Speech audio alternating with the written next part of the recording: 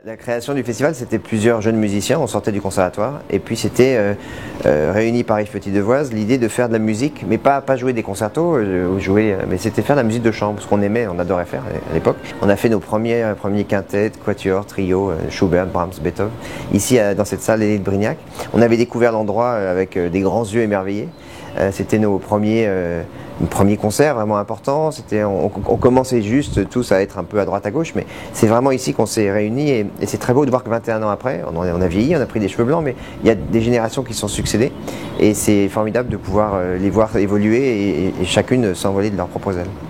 Moi, quand j'étais très jeune, je m'accompagnais moi-même. On s'accompagnait entre nous, parce qu'on était tous très jeunes, mais on avait la chance d'avoir des parrains, des gens plus âgés que nous. Et c'est tout naturel. Je pense que comme dans la vie, on a un enfant, on s'en occupe, on le forme, on a envie de lui transmettre les choses qu'on connaît, qu'on aime.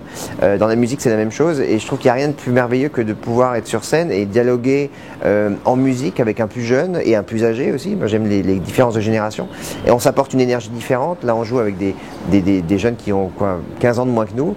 Et ils sont préparés merveilleusement et on a travaillé. Quand on travaille, il n'y a pas de jeunes et de moins jeunes, on est absolument à égalité.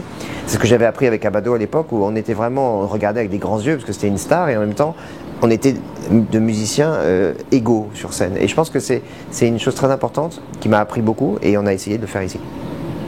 Alors ce soir on joue une pièce qui a été écrite il y a bien longtemps, qui est le Kammerkonzert de Berg, qui est une œuvre dodécaphonique, donc qui est une œuvre assez exigeante à entendre, assez peu jouée, très très difficile à interpréter.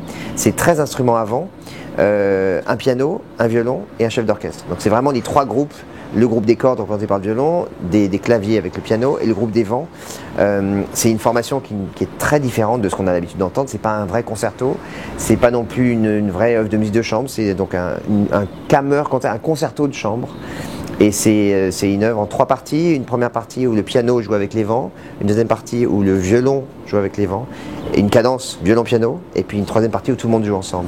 Donc c'est une œuvre extrêmement intellectuellement formidablement écrite, et musicalement d'une richesse harmonique et d'une richesse aussi très sensuelle.